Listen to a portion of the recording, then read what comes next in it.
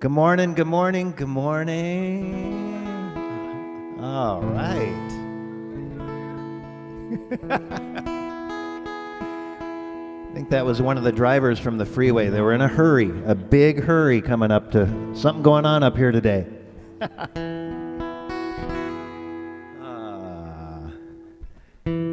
Start with a couple songs. We can all hopefully get in the here and now, as it were.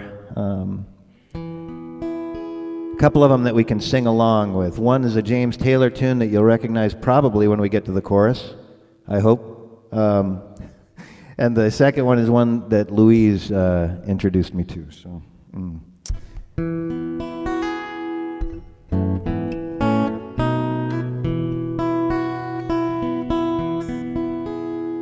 You can play the game, you can act out the part. You know it wasn't written for you.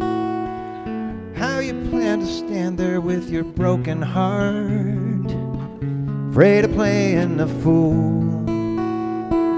One thing leads to another, it doesn't take any sacrifice. Oh, father and mother, sister and brother, if it feels nice, don't think twice. Shower the people you love with love. Show them the way that you feel. Things will be better. Things are gonna be much better if you only will. Shower the people you love with love. Show them the way that you feel. Things will be different. Things are gonna be much different if you only will.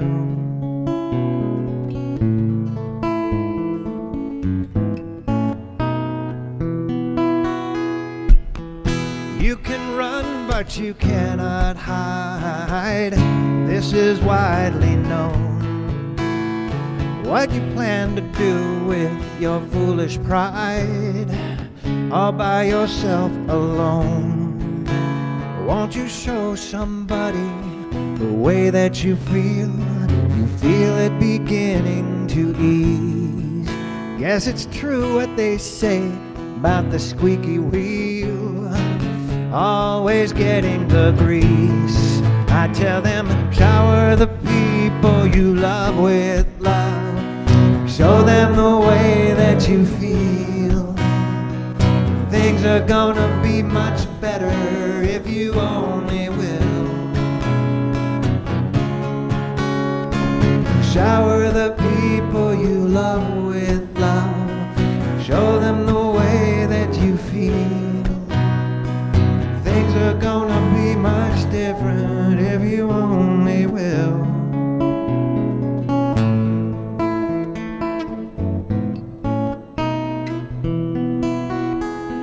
Now, if you're watching really carefully, you'll see me just go whoop like that. Pretty tricky, huh? I dreamed of rain and the rain came, soft and easy, sweet and clear. I dreamed of rain and the rains came, and peace spread over the land. We do that one again. I dreamed of rain and the rains came, soft and easy, sweet and clear. I dreamed of rain and the rains came, and peace spread over the land. I dreamed of summer and the winds changed, and the green was easy and the rivers ran clear. I dreamed of summer and the winds changed, and peace spread over the land. And the flowers bloom in the desert, and the air is fresh and clear. I dreamed of rain, and the rains came, and peace spread over the land. I dreamed of freedom, and the moon rose, and the way was easy, and the path was clear. I dreamed of freedom and the moon rose and peace spread over the land. I dreamed of freedom and the moon rose and the way was easy and the path was clear. I dreamed of freedom and the moon rose and peace spread over the land. And the guardian stars are shining and the night is bright and clear. I dreamed of freedom and the moon rose and peace spread over the land. I dreamed of heaven and the earth sang and the sound was easy and the song was clear. I dreamed of heaven and the earth sang and peace spread over the land. I dreamed of heaven and the earth sang and the sound was easy and the song was clear. I dreamed of heaven and the earth sang and peace spread over the land. And the ancient pain is forgotten and the Father's debts are clear. Dreamed of heaven and the earth sang and peace spread over the land. I dreamed of rain and the rains came, soft and easy, sweet and clear. I dreamed of rain and the rains came and peace spread over the land. I dreamed of rain and the rains came, soft and easy, sweet and clear. I dreamed of rain and the rains came, and peace spread over the land. Oh, yeah.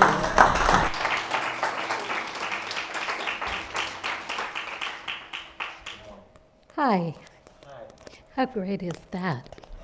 That song was created in response to raging wildfires a number of years ago when it seemed that moisture was a dream that hadn't been realized for a very long time.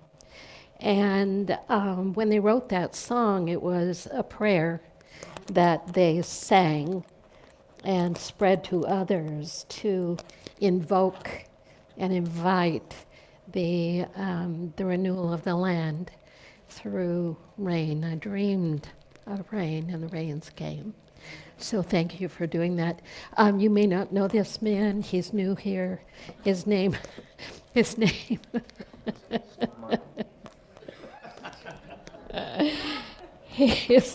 Steve Mason. He graces us with his presence. A Sunday a month for the time being. And he's going to grace us with a concert on the 12th of July in the evening, so one of our Wednesday evening concerts. So put that on your calendar, because that will be too fun. So that'll be July 12th. Good morning. Where you been? What's going on? How are things? That's what we say. How are you? Where have you been? How are things? What's going on? It's our conversation, right? Tell me about you. Tell me about your life. Tell me about everything. Do it quick. My mind has already moved to some other trivial thought process and pattern. How are you? Or I'm going to respond in some way or another. The port went in, so I had surgery to have the port installed on the 24th. The first chemo started the next morning, 11 hours in the chair to begin, just for fun. Don't try that for fun. And today is day 10 post chemo, and I'm upright and functional, and my brain is seemingly, at least semi-plugged in, and my energy is a little wobbly. But by next week when I see you, I'll feel like it never happened. So catch me on the 11th. We'll be at 100% by the 11th. And then the next one is the 15th of June. That'll be the next chemo that day, which, and then beyond that, I'm not sure what the course of things will be, but they're working on it. They're doing all their great work. My nurse goes everywhere with me, just in case you need one. You go to right there. And she brought a friend. Thank you for being here. That's your daughter. Hi, what's your name? Sophie, thanks for being here. Hey, we're always so happy when somebody we haven't met is here on a Sunday morning. We welcome you in the warm and loving spirit of unity.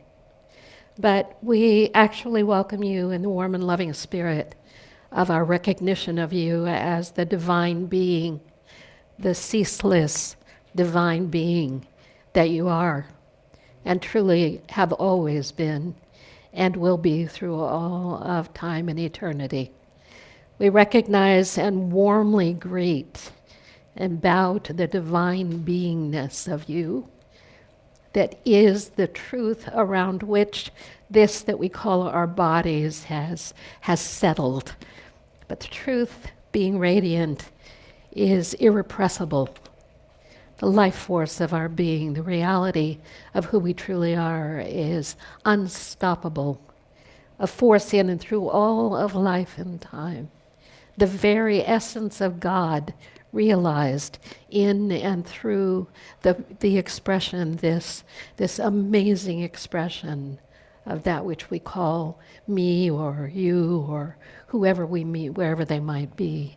When we pray in recognition of what is already so. We pray in unity, not begging, not beseeching, not requesting or requiring. We pray in knowing, a knowing of the highest reality of being, because we know that that is the truth, even though we may not be seemingly expressing it in this moment. And so, beyond our limitations, beyond our momentary frailties, beyond that sense of being repressed somehow in and through our life or in any given moment, the reality of being is a truth that cannot be taken, and it cannot be suppressed, and it can never be eliminated.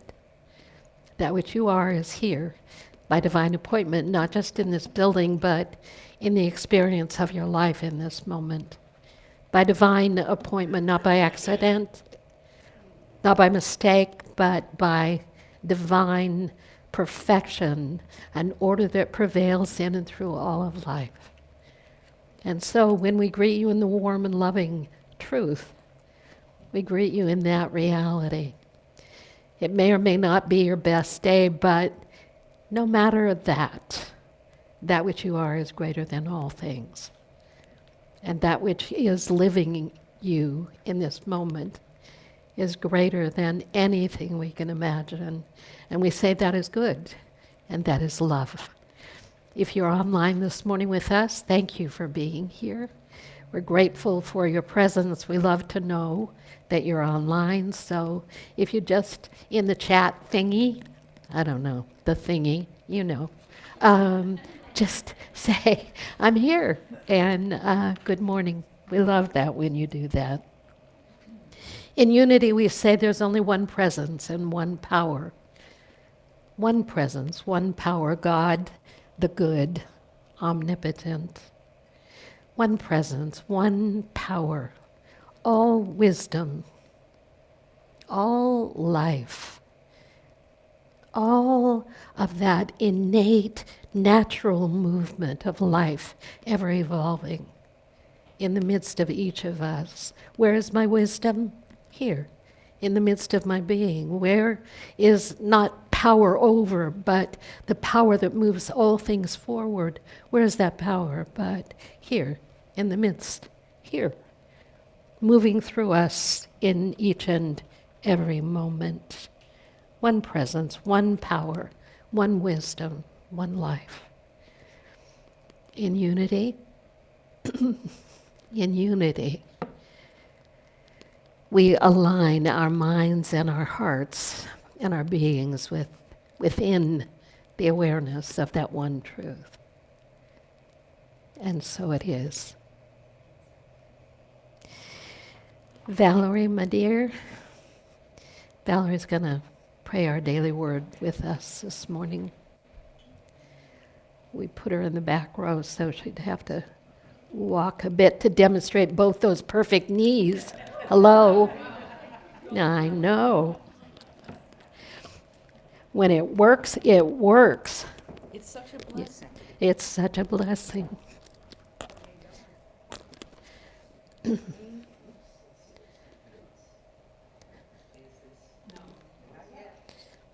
It's coming. For you.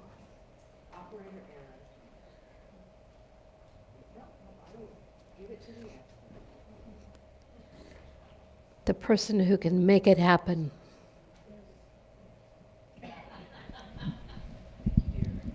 Thank you, Ellen. Hello. Yay, yay. Technology, yes, sometimes. And it's always an adventure. And thanks to technology, welcome to all of those folks who are joining online.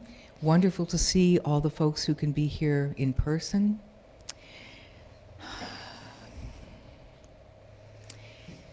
Today's daily word, regular releasing keeps me in the flow of life.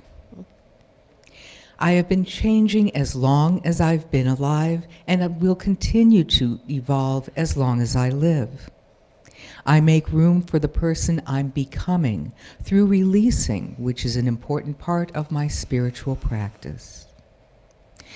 Just as I would not fill my closet with clothes that no longer fit, I do not fill my life with beliefs and ideas that no longer reflect who I am and whom I'm becoming. Regular releasing creates space in my life for new things to come in. It is my way of remaining open to possibility, of welcoming new opportunities, of keeping myself in the flow of life. Releasing is also a powerful way to live my faith. I trust I am moving in the right direction and release items from my past easily and with gratitude for the role they played in my life.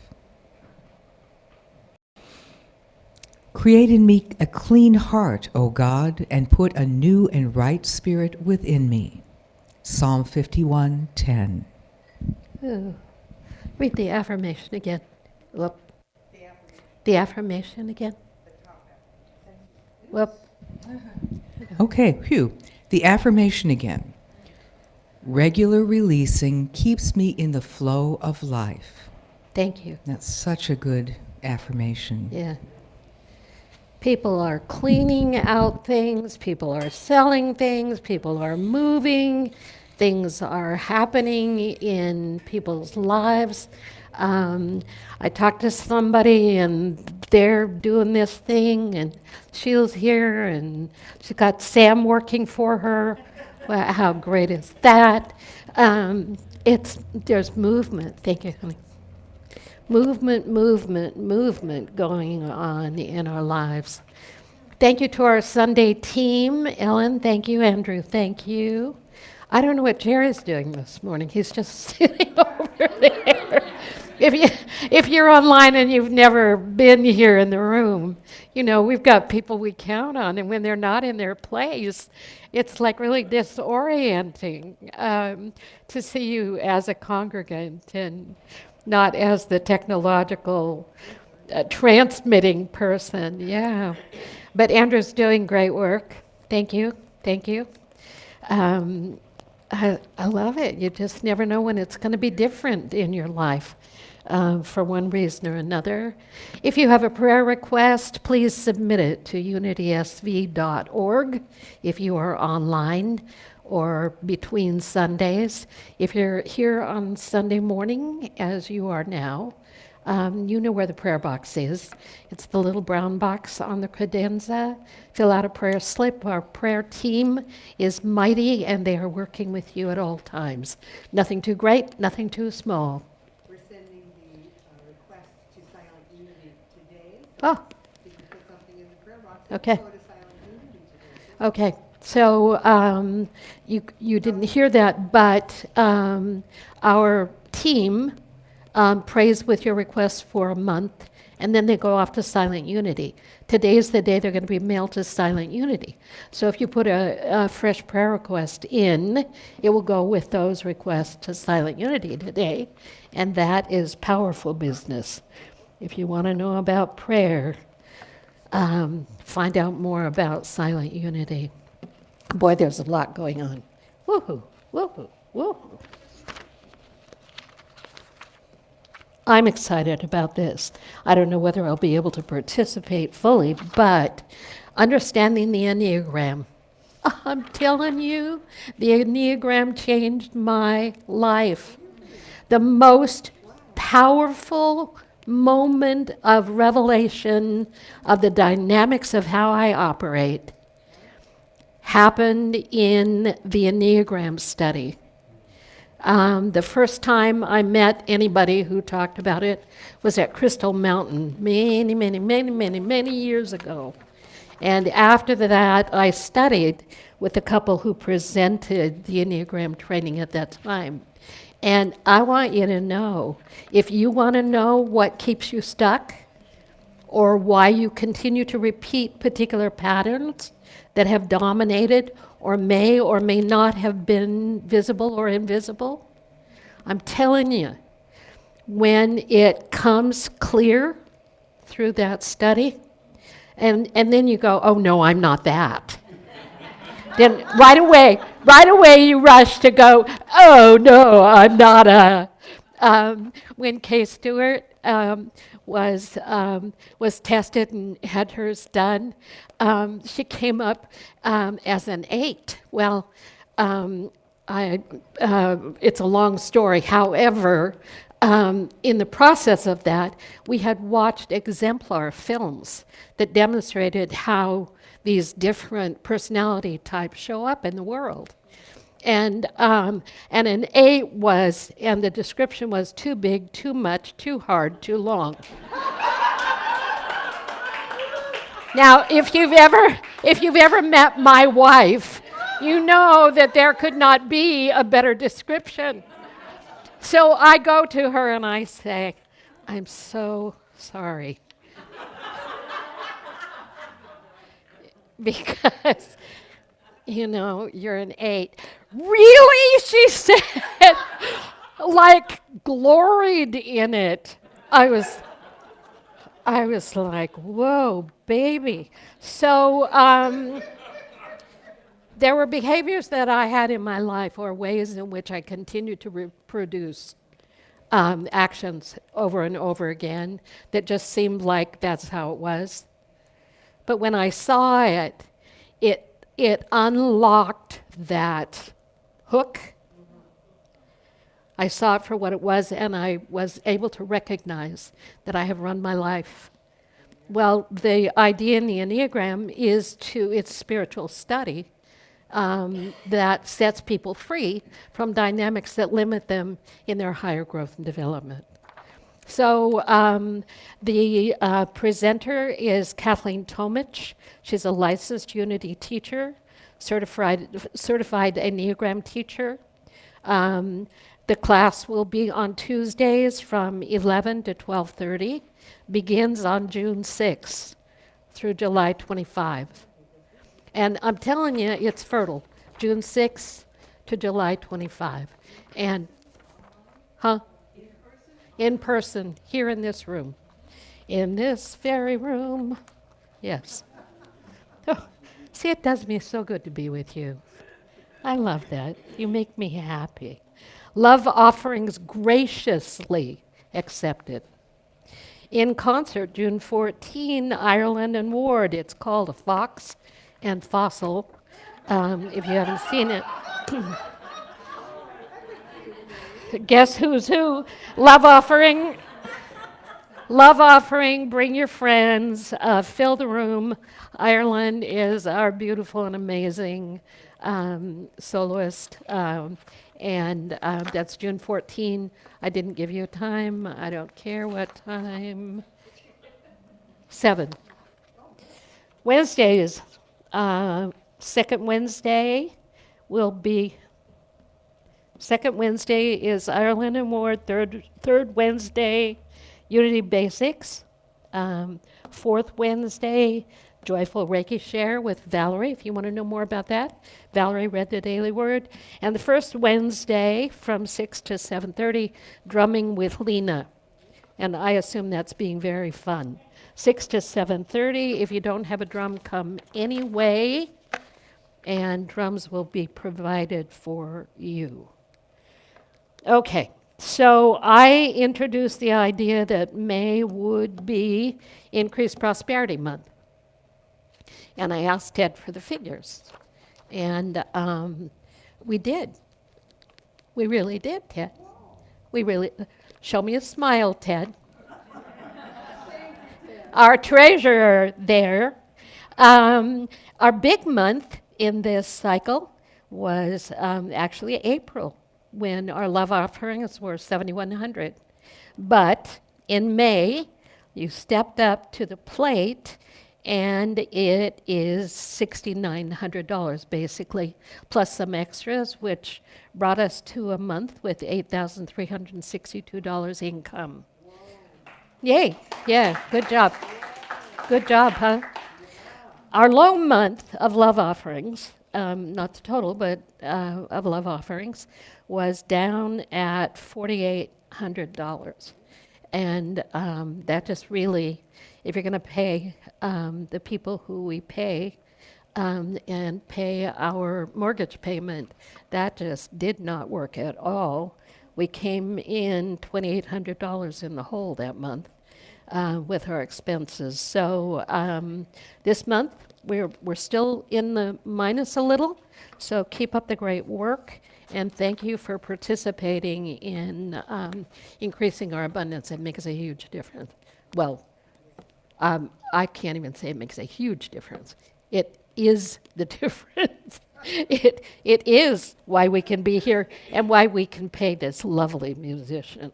Although he's kind of itinerant, so, you know, he does travel around and, yeah, all of the above. Did I get them all? Oh, I missed the important one. Except I can't read it. Photo for fundraiser. You know, I've been a little out of the loop on this one. And I know that it's been introduced. If you are not on our email list, you need to be, because great things are happening there. Talk about inspiration through a weekly connection. So before you leave today, get on the email list. But what do you want to say about this? What this is you make a donation, so nobody online is hearing the word you're saying. It's okay. They're not here anyway. We're talking to the ones who are here. There's only like 3 people online. Yeah. It's all of us. Yeah. Jared, Andrew, and myself. Yeah. So we're good. No. We can hear you if you're loud. This would be the president of your board. Okay, so what we're doing is to make our website better. We are going to take pictures of all of us to meet the staff, like you see in most every website. And in order to raise funds to do that, we are selling ourselves. Would you like to have a coffee date with any of the board members, the musicians, or a special person, Reverend Linda? And what we have here is our numbers, how much it costs to have coffee with us. And you can just sign up. There's usually 3 per person. And Sam is already sold out.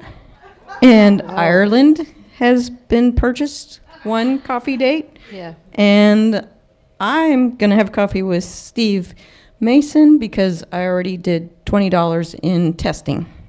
Yeah. So Okay. I'm going to add my $5 and then I'll be able to have coffee with Steve. Okay.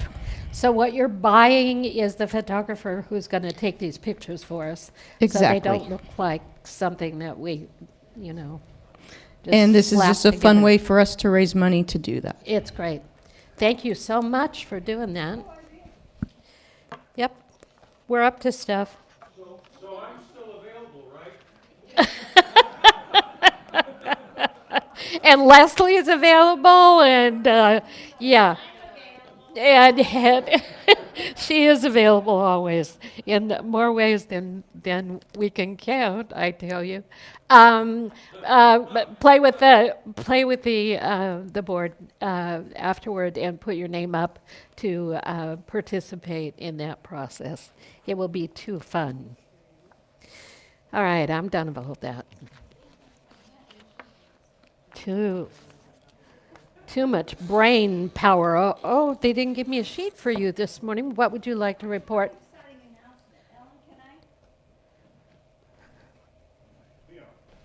We do church. Because this is about Ellen. Do I have your permission? Yeah. Good. I'll stay down here. Okay. We have launched the auction, which you know. I've been talking about it enough, I think. But I mentioned, I think last week or the week before, that we got this an amazing donation, but I wasn't ready to say without permission. Mm-hmm. Ellen donated a bag full of jewels and diamonds and gold, and this week I took it to Bellingham, did some research to find the safest, most viable way to turn it, and came back with $1,372 for our community. Oh, there you go. Yay. Thank you, Ellen. Thank you, Ellen. You know, there are things to do with your old wedding ring after you're divorced. Yeah. There are things that you can let go. And the auction itself is moving right along. We're going to work a little bit this afternoon on it. And then next week is the last week that we're accepting donations. And it's happening. Great. Yeah. Wonderful. We're making money. Thank you, thank you, thank you. We're making money because you're participating in releasing and making that happen in a wonderful way. Okay, I think we're ready. It was time a long time.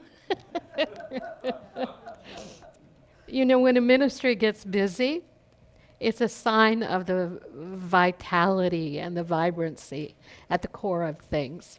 It's a great thing. It means there are ways to participate that would not have been available not all that long ago. And they're all great things. And they're visions that are coming into manifestation.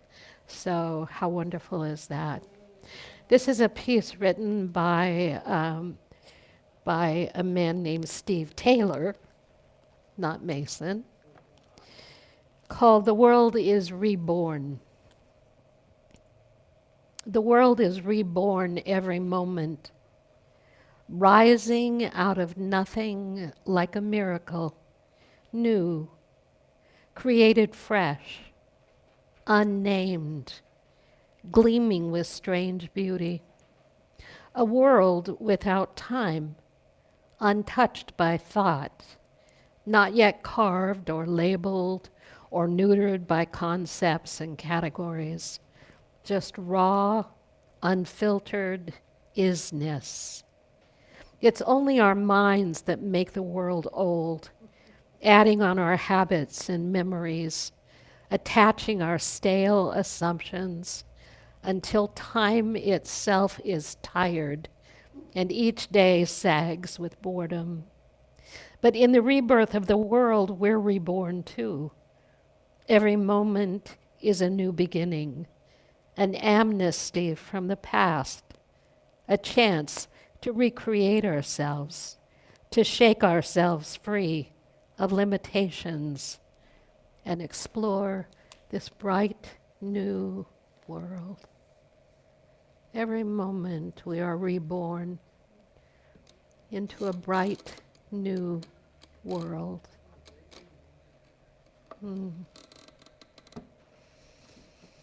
Take a breath. Let yourself be held,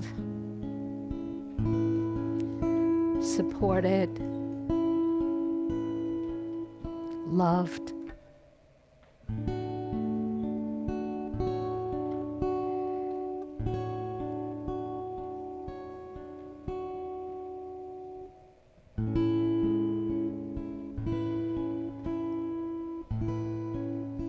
Find that place where your breath moves into the depth of your being.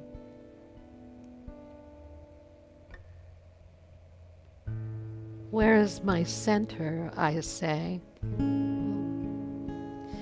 Where is my center? Is it in the top of my head, or in the midst of my forehead, or in my heart? Where is my center? Is it in my abdomen or my big toe? Where is my center? We seek for it as though it were lost, as though we're looking for something that we have to search to find. But in fact, every breath takes you, delivers you to the center of your being.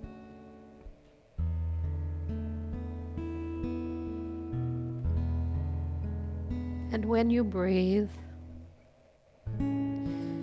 you remember that every in-breath is the infilling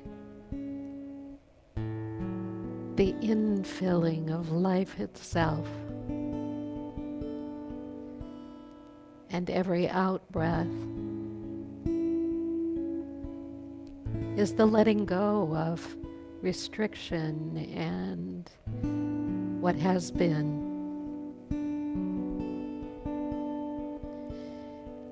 And in the midst of every breath in, just before the exhale, there's a still place.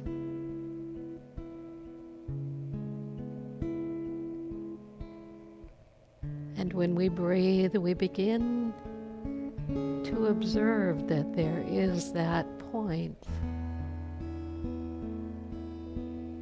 where for a moment we rest.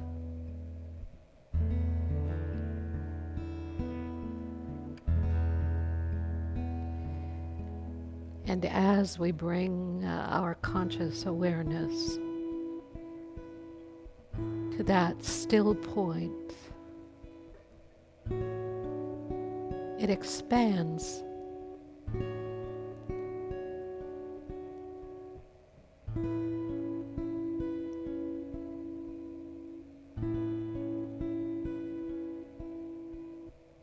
The breath goes deeper.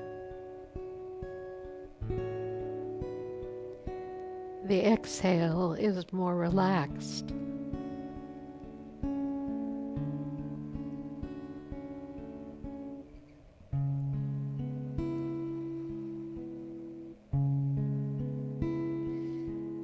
And the body receives the message to let go.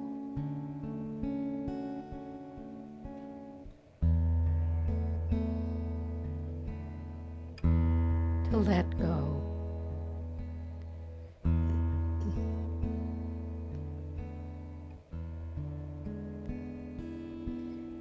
And with each breath, without any force,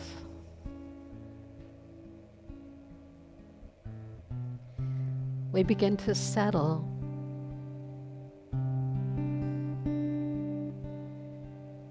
into the quiet rhythm of our own being.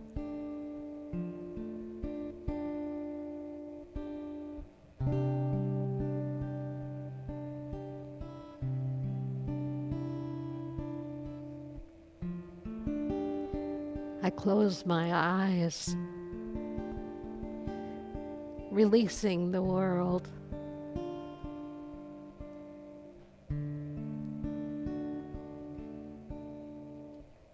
And without searching, I begin to experience a deeper sense of peace.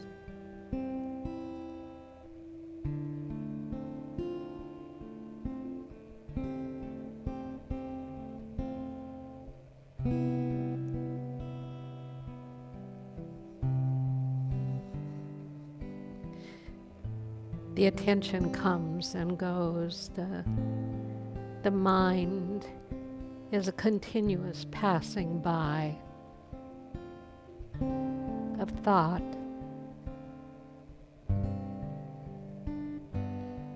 But we dive more deeply and rest beneath the mental level in the core of the radiant reality of the living presence of good,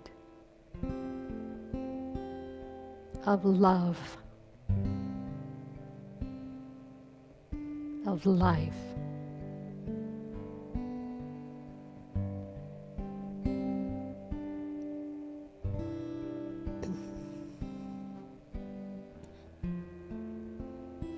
The Holy Spirit attends us.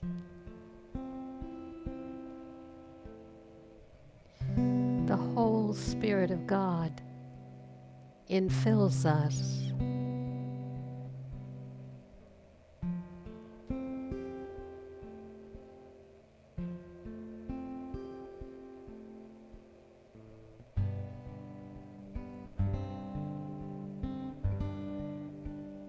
And for an instant we know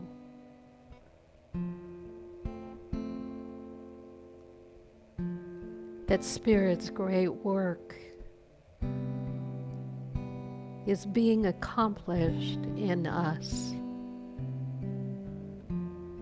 and through us now.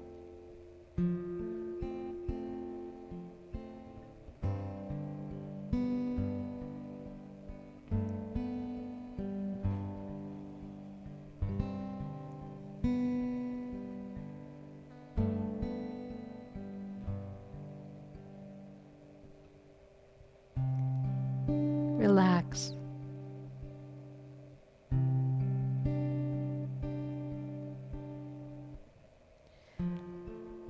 Let go those haunting worries.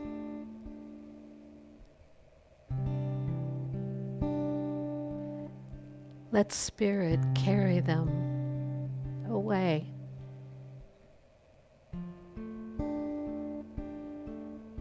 Let Spirit release you from the need to cause life to be life.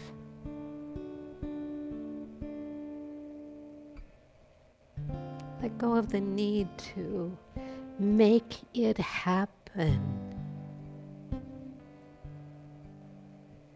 And realize that you are centered even now in an allness that knows no limitation, a perfection that is ever present, a peace and a power and a strength that are available for you in each and every breath and moment.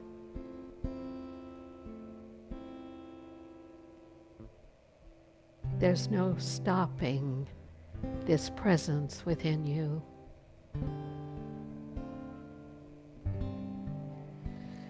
Take a breath.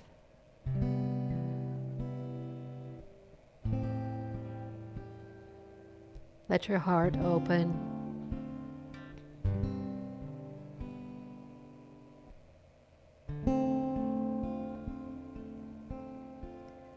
Allow yourself to be loved. just as you are.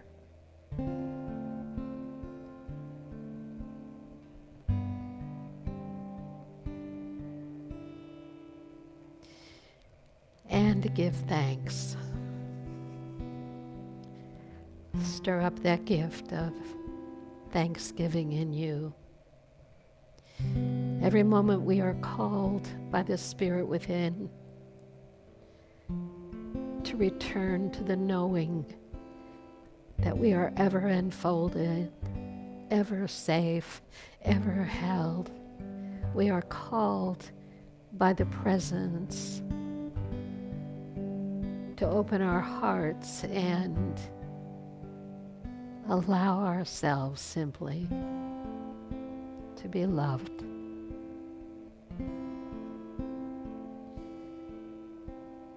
There is a call.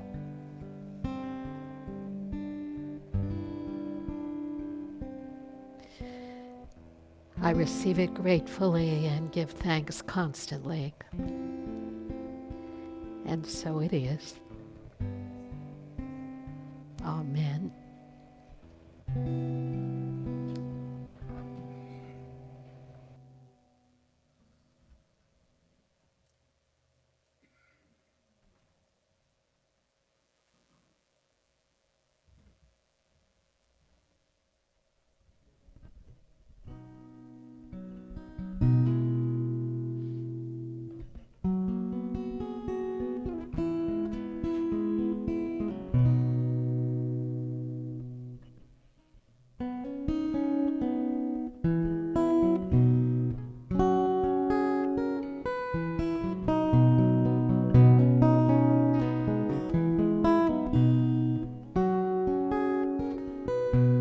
I hear a call,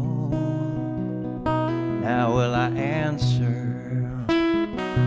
Forsake my all to serve another. Though darkness falls, stay a believer. I hear a call, now will I answer? I see a light, now will I follow? Fill up this life that grows more hollow. Make joy reside where there lives sorrow. I see a light, now will I follow?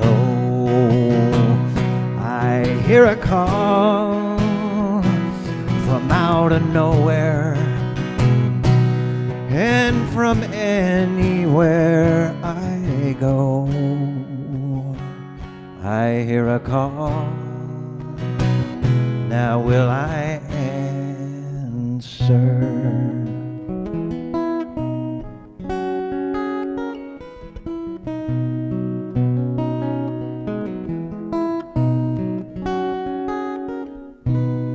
Feel a touch, now will I hold on? Be there with love for those with no one, with a kindness such it lives though I'm gone. I feel a touch, now will I hold on? I hear a call from out of nowhere, and from everywhere I go. I see a light, now will I follow? I feel a touch, now will I hold on? I hear a call, now will I answer?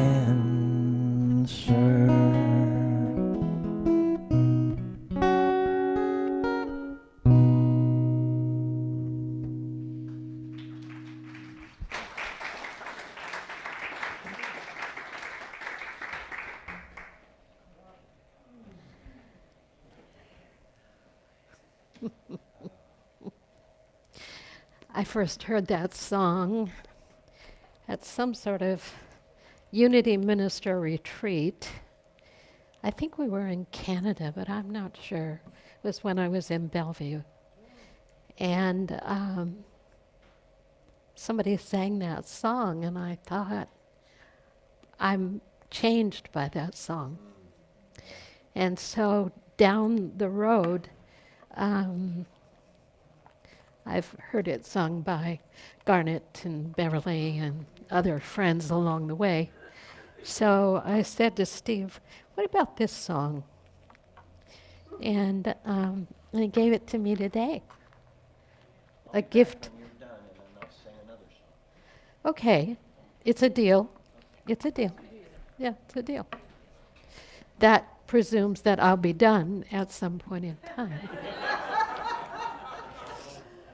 All right. Lesson title, if you didn't see it, today is part 1, next week is part 2. If it tilts the balance a little, I just give you a choice about next week. Today you're already stuck, unless you get up and walk out, and then I know it's protest. Just 2 words, this story is called. There once was a monastery that was very strict. Following a vow of silence, no one was allowed to speak at all. But there was one exception to this rule. Every 10 years, the monks were permitted to speak 2 words. After spending his first 10 years at the monastery, one monk went to the head monk. "It has been 10 years," said the head monk. "What are the 2 words you would like to speak?" "Bed hard."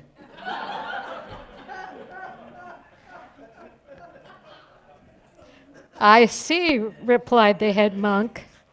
10 years later, the monk returned to the head monk's office. "It has been 10 more years," said the head monk. "What are the 2 words you'd like to speak?"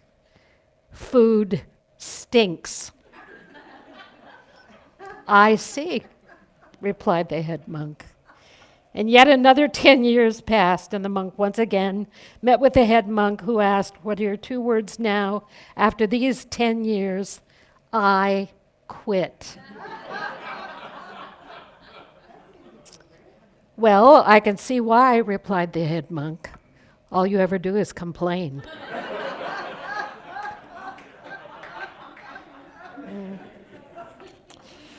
Yeah, well, there we go.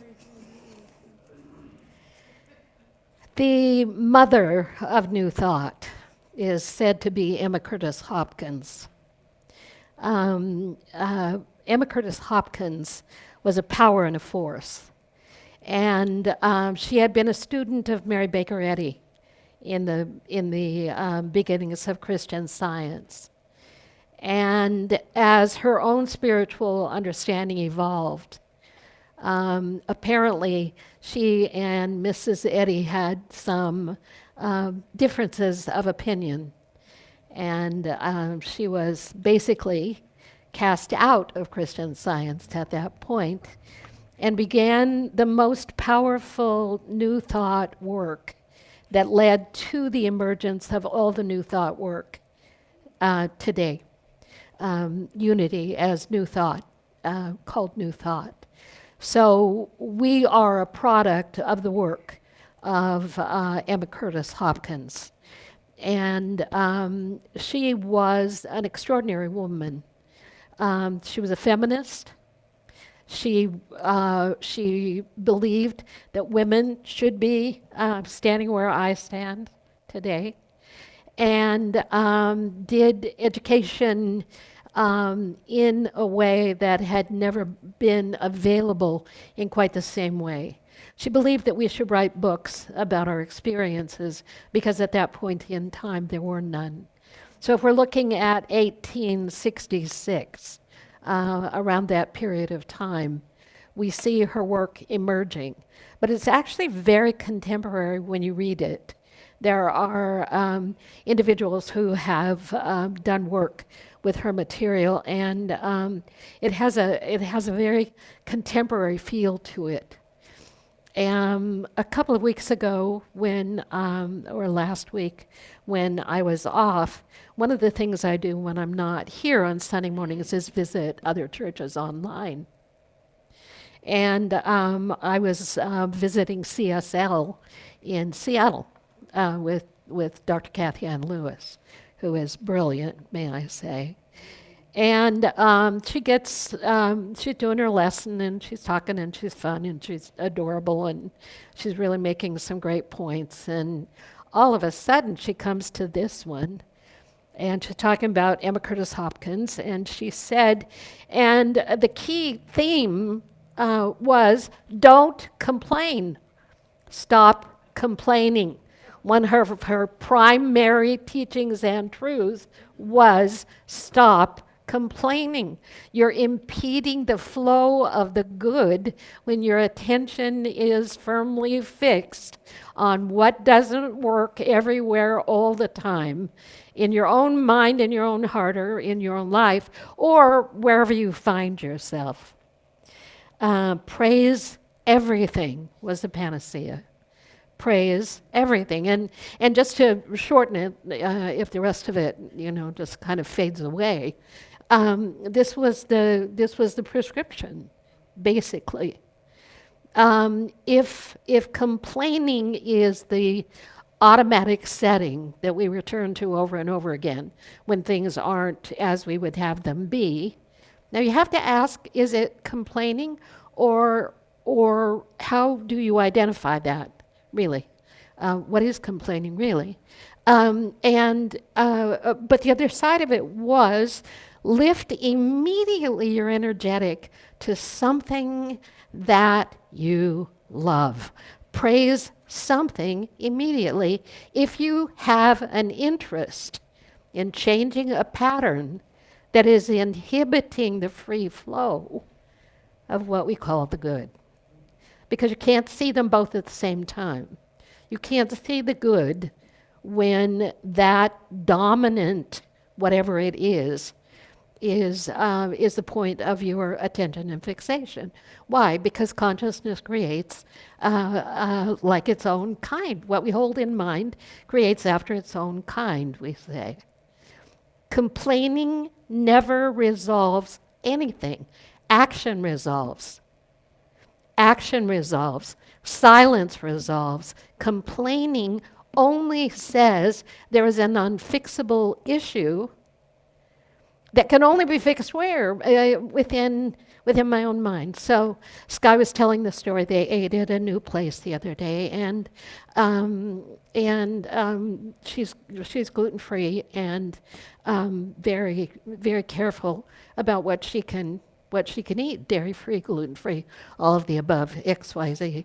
And she ordered her food, and of course it came with cheese on it. And so the young woman who was the waitress was delightful. And Sky said, sorry, but it's got cheese on it. And the waitress took it back and brought it back. And Sky said, I looked at the buns and I thought, not gluten-free. Okay, by now, our mind is already making up where we are in this story. And the young woman said, man, I can't believe it. I'm so sorry. God went back, got that, brought it back. Everything in order, everything fine. Got to the cash register. And Chris was ready to pay, and the young woman said, no cost for that.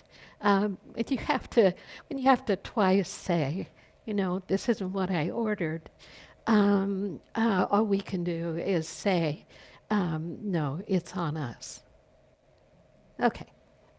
So I'm using Sky. I didn't ask her permission. I know she'd say, okay. Or she might not. Oh well, too late. So let's play it out for a minute. So you've said it back twice, right? And how we meet these things. And there are 1,000 different examples here that we could pull on in this moment, but you've said it back twice. and you're hungry because you've been working outside. Determined by how you meet that moment will be the outcome or the resolution of that moment in time. I become resistant to the server. I become resistant to the restaurant. I become resistant to the moment at hand. I become a little tweaked in my blame mechanism, perhaps. I mean, I'm just trying to pull things that might show up in a moment like that. Or there's a moment when you look at it and you say, oh,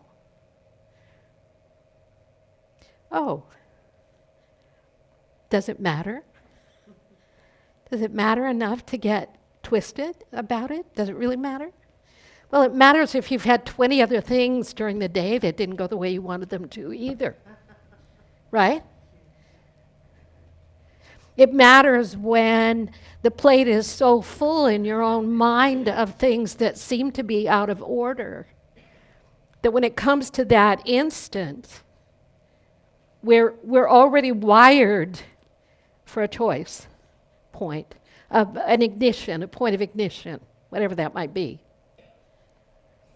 What we look at as we begin to mature our awareness, begin to recondition the way we see things, is that it just takes too much energy to complain about all that stuff. It's exhausting to complain all the time. To find that thing that's going to be the trigger point leaves you in a state of really disrupted energetics that diminish how your well-being is experienced in that moment. I could look at that story, I wasn't there, but what I know about the waitress was she was delightful. She had no agenda for upsetting somebody's lunch. She was delightful. She was in service. She was in caring. And she was able, in her own way, instead of making an enemy across the table, to create a friendship, and more than that, to support the employer and to create an experience that's bringing them all back anytime they can be there. So where's the win and where would the loss be? I was once married to a man.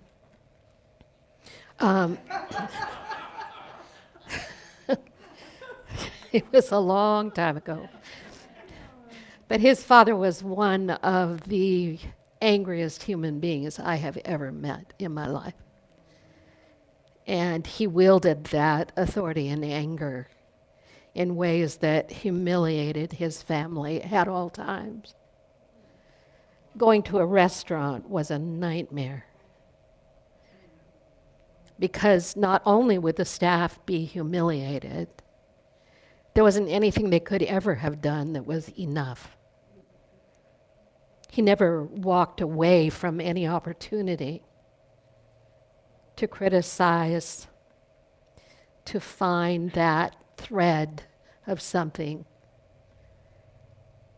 And while the rest of us were suffering on behalf of whoever that person was, he was gathering more energy and more power. Extreme example. Nobody ever had a win with him. Nobody ever won with Harry Spencer. Nobody ever could rise high enough to meet whatever his standard of expectation about how life would deliver. Actually won with him. Created that for his kids, created that for his wife, created that for the rest of the family. I look at something like, complaining, and then I look at the same thread of energy used differently, turned around differently when he met his grandson for the first time. And there was love. And it wasn't until later that he began to find flaw in my son, and began to criticize everything that was going on. But for a moment in time, for a few months, I just remember the joy he felt in seeing that child, in being in the energy of something innocent and lovely. So this thing about complaining, this thing about finding a way to turn that energy isn't as extreme as that example, but it erodes our ability to see the good that is presencing for us in every given moment of our lives. It isn't that we don't say, this happened, and this happened, and this happened. But where's the win in complaining about it and finding a way to justify how we're feeling by virtue of the outer experience? There are things we complain about. How? By taking action.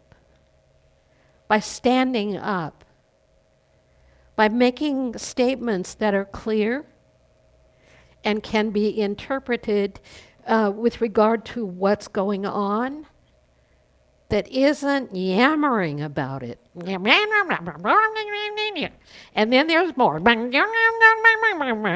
now it lives, and now it's alive, and now every time we drive past that place, or see that person, or think about that thing, it's like,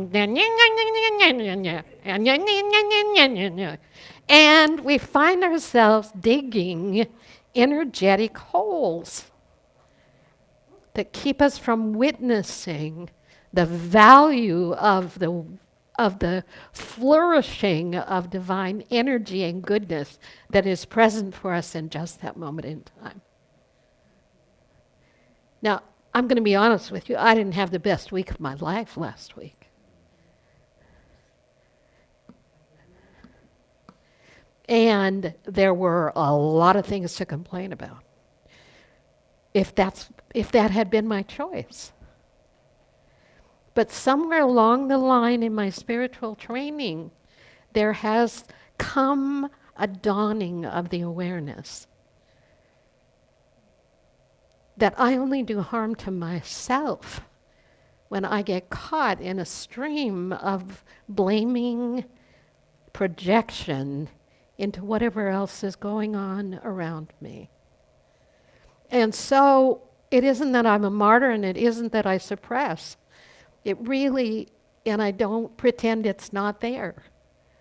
But I can find peace in the middle of that, interestingly enough, in a way that doesn't cause me to have to create further disruption. What Emma Curtis Hopkins is saying is, when you're so full of that activity, not only have you shut down your ability to hear right action, but to experience right outcome. Like, she didn't say this, but somebody else did. It's like plaque in shutting down our blood flow of good, the flourishing. And so what do I get?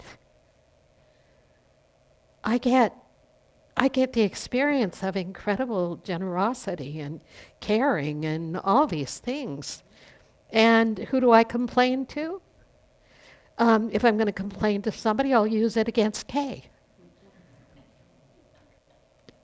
I'm just saying. Huh? I mean, where does it go?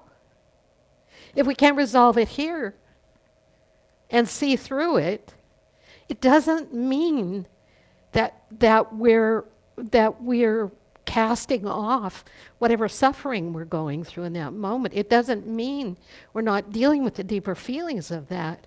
It doesn't mean that I didn't cry off and on throughout the week. It doesn't mean that I pretended that all this stuff wasn't happening that was. It means I can tell you this, but I'm not complaining about it. It's part of what unfolds in the course of life as it's unveiling itself. And there's so much deeper, so much depth to move into with that because I can raise it up. And I can deal with that not well, perhaps, and sometimes not at all. But I can tell you honestly and truly, I don't regret a moment. I don't want to do it on the 15th again, but and deal with the rest of it. I could not have been more loved in the experience of being cared for. Everywhere. There. Who is there? What is there? What is it bringing you that we're missing? Yeah, the food was cold. And what? I paid for it? Oh my God. And the food was cold, and then it was this, and then the person had the parking spot, and then there was no available space, and then it was this, and then it was this, and then I went to the grocery store, and the line was so long, the person in front of me, and the person behind me, and the person beside me, and then it was, and then it was, and then it was, and then it was. And in the collection of those is what triggers a moment when it looks like there's no good. And we live in a world where people are looking for something to complain about all the time. As spiritual students, as students of truth, of students who are seeking deeper, higher awareness, we're really working on these elements that limit the experience of what we say is our good. Not because we're entitled and others are not, but because that's what we're called to, is a greater expansion in our capacity to know love in the midst of all circumstances. Isn't it? Isn't that what I long for? And in the midst of that, who can be bitchy? I can be bitchy. Who can be judgmental? I can be judgmental. Who can be condemning? I can be condemning. But I have the ability to observe in a moment that there's a possibility of switching. And when I switch to an experience of seeing what's more, I was coming back from some procedure this week, and it was one of the hard ones this week. And I'm driving the car, and I'm thinking, I shouldn't be driving the car, but I'm driving the car. And in my mind is this parade going on of, I don't even know what it was, when all of a sudden something inside me said, lift up your eyes. It was a divine instant, lift up your eyes. It was an invitation to see the higher, to see the better. Yes, sometimes your meals are great, sometimes they're not. Sometimes things work easily, sometimes they don't. In the course and in the flow of things, sometimes things come easily, and sometimes they don't. And something we're working on suddenly has a twist in it, or something that's working on us, and we find ourselves in that state for a time.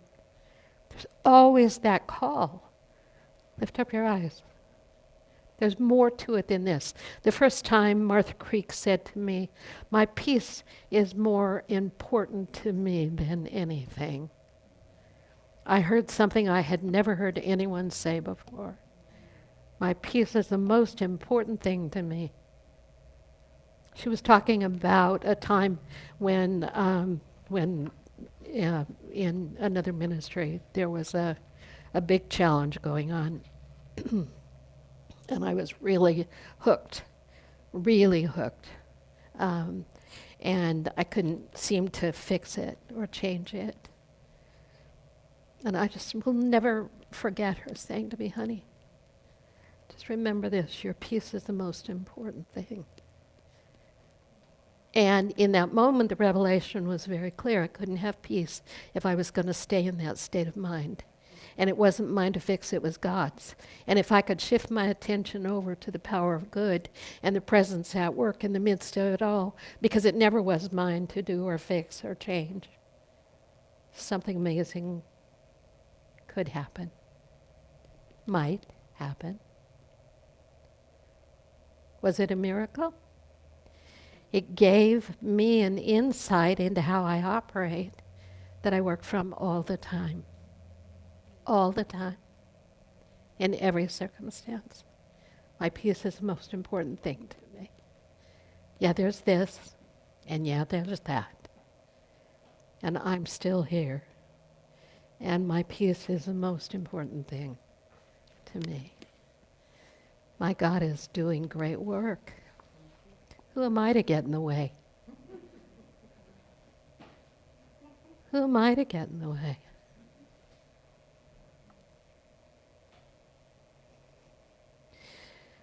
Next week we'll do a little more of this. Here are some of her words. So you must, I'll give you a little more Emma Curtis Hopkins, a little less me. So you must transform your moments of complaining by praise and descriptions of the good in the universe. By praise and descriptions of the good in the universe. Shift. If things in your past have made you feel sad and hard, you must say the good that they have done that makes you thankful. Say the things about what was that make you thankful. Find the good in everything. I invite us to praise everyone and everything, she said, ever looking for the good in every experience. Please don't confuse this with masking our feelings. No, we must respect our feelings, but look beneath them for their cause and praise that too. Be gentle and forgiving to ourselves for everything. We're a work in progress, constantly revealing the greater self in every part of our eternal journey. Who owns my mind? Is a quote. I own my mind, even though sometimes I forget this. I'm in charge of those thoughts that go marching across through my head. When I remember who and what I am, who everyone is, the divine, love, God, all else will follow. So this is my practice. I'm working with my journal. Don't complain. Then I say, okay, if you're going to complain, write it all here. And then turn it around. Turn it around to its positive opposite. And then let it go. Pray, raise it up, said Leslie, and let it go. And so it is. That's it, and we're late already. So I love you. And complaining is like being a human being who breathes. I mean, really? Like, really? But it's great practice, and it's great spiritual growth when we can catch these things and turn them around. All right. It's Sam. He's got the offering bags. What does that mean, Sam? It means it's time to bless, to give, to share, to bless, to give thanks for the abundance that is ours. We're grateful for all the gifts we receive because they allow us to be here together doing what we do. And there's nowhere I'd rather be on a Sunday morning than here doing this with you. So our offertory blessing.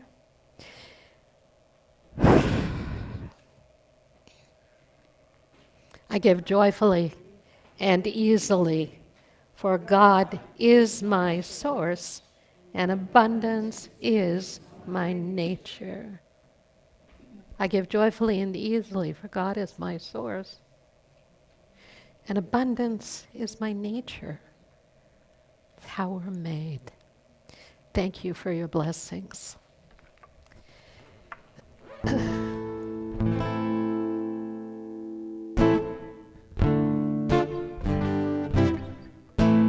Look for the good in everything.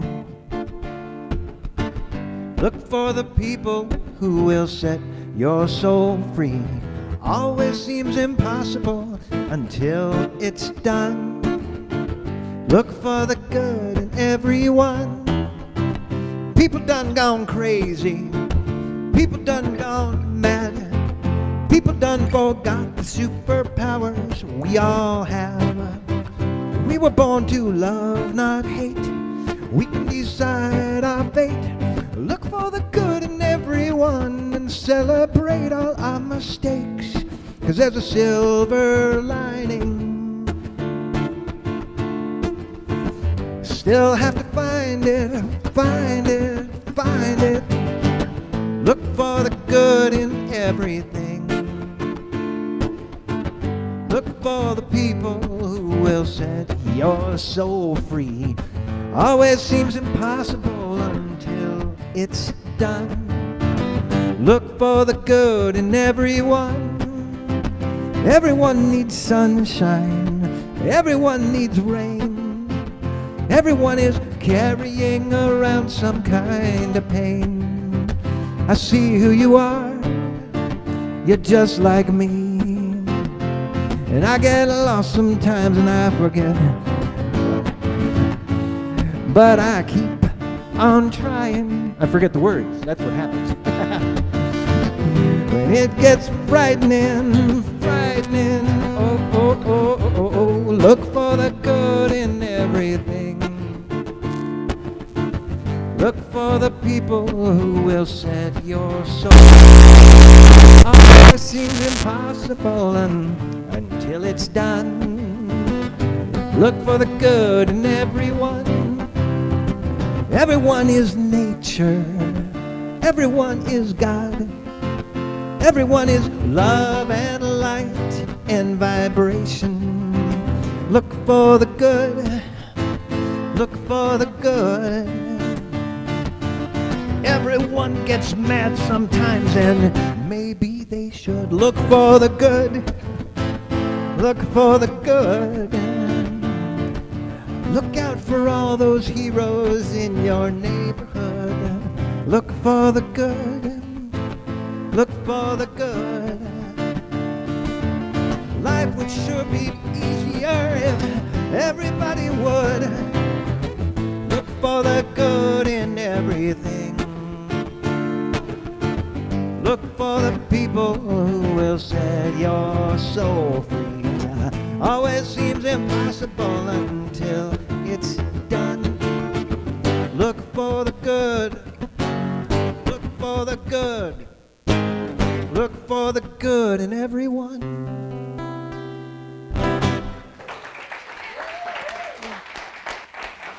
Yay, you! How much more perfect could that be? I know, right? I know. You. I love you, Steve. All right, folks. There's my Lily girl. Hi, Lily girl. So I'm going to jet out while you all have social time. But, hi, you. Hi. And I'll see you next week. And thank you, Sophie, for being here. Nice to have you here. Nice to have you here. Sheila, good to see you. All our friends, thank you for being here on this Sunday morning. Let's share our whatever's behind me. Huh? You haven't been blessed. Oh, stand out here by yourself. Right there. Okay, put your arms out. Put your arms out.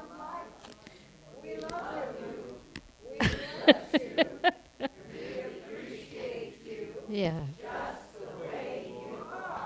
It's true, it's true, it's true. You coming up? Come on. All right, talk to Sky, talk to Ellen about the photo opportunity. Talk to Valerie about Reiki. If you want to know about the Reiki, share.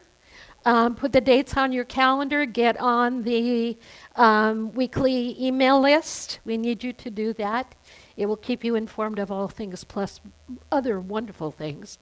And the prayer requests are going to Silent Unity today. Fill one out, drop it in the bin. Even if you don't need it, somebody does. And thank you for being here. You are well loved. Okay, whatever that is, let's do that thing. Why don't you stand up and let's, yeah, there we go. The love of God surrounds us. The love of God enfolds us. The power of God protects us. The presence of God watches over us. Wherever we are, God is, and all is well now. Please join hands and let's sing our peace song together.